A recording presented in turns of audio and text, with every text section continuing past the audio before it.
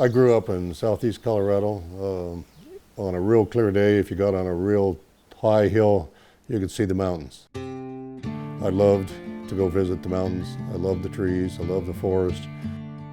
So I made the decision early. I don't know what day it was, and I started writing to the Society of American Foresters and others, finding out about the career and the profession. Kind of came from when I was a senior in high school. I kind of had an outward interest in forestry. And then I read a book on forestry and it kind of sparked my interest, and I got to looking at universities. And at that time the family was moving to Colorado. So I really looked at Colorado State University pretty hard. I grew up in Wichita, Kansas, and so my parents took us kids out to Colorado every year to go camping and 4 weeks. And so I really fell in love with the forests. And I knew I wanted to do something in forestry, I just didn't know what that meant. As I got closer to graduating high school, I knew I wanted to come to Colorado State University and major in forestry. I came to CSU the year after the first Earth Day. So Earth Day was kind of a pivotal moment in definitely my life, and I know in natural resources. A lot of people got interested in natural resources. We had a forestry club, a very active forestry club, probably one of the most active clubs in the college. We had a lot of good experiences, cutting firewood, learning how to drive a dump truck. We got to go and burn piles. We stayed in cabins overnight. It was snowing, it was cold. We had pack rats on our sleeping bags at night. Thank goodness no one got hurt.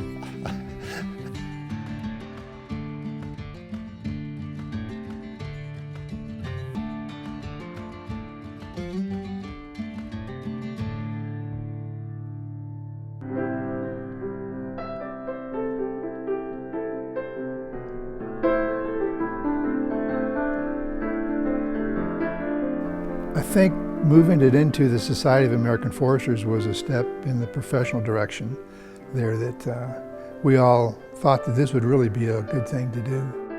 When I was there, the forestry club did make a lot of attempts to tie in with the Society of American Foresters through the Longs Peak chapter.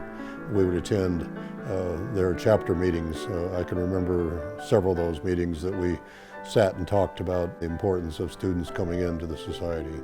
The formation was pretty interesting. As I recall, you may want to check the facts, but we were kind of in a race with Stephen F. Austin's school about who would be the first Alpha chapter of the Society of American Foresters, and have to give a lot of credit to Ed Freyer, who was a professor at the time. Ed really went to bat for the club to change it from the forestry club to the first student chapter of the Society of American Foresters.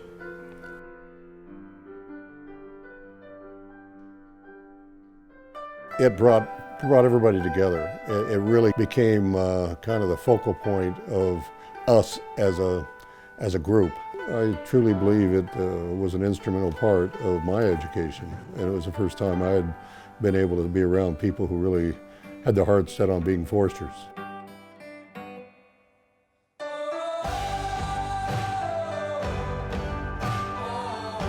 My role in SAF has changed over the years. I first started just as a member, but now I'm working with students as an advisor to the student chapter here at Colorado State University. It's a good way to pay back all the good education and training that I got. So we try to do that. We try to have them learn how to cut trees down, how to drive a manual transmission, those kinds of things that come in handy when they go out to the job. You've got students, you've got people who are just starting their careers, you've got mid-career people, you've got senior people in organizations, and then you've got retirees. You've got basically 60 years of different perspectives that all kind of wash together, and you learn from each other. SAF is a really special organization, especially here on campus. Students wanted this 50 years ago. They banded together to have formal networking opportunity, and I think that's a really special bond that we can make here, knowing that the club is much bigger than we are. I realized that I wanted to be a big part of this organization because it has such influence over our students as well as our youth, and has a big stance in forestry. Through SAF, in particular, I've been able to network. I've been able to be that voice that I've so longed to be for my community, as well as those who don't have the same opportunity to be heard. So SAF has provided a lot of that for me. I took those skills, I used them right away when I got hired on with the State Forest Service. Those skills were rooted there in the SAF student chapter. Now I think the university experience is really preparing a student more for stepping in to the role. They know so much more than we knew. I mean, we thought we knew a lot, but I'm just amazed at the level of knowledge and the level of experience that students today have. This year marks the 50th year anniversary for the Society of American Forestry Students chapter here at Colorado State University. Make some noise for the SAF Alpha chapter.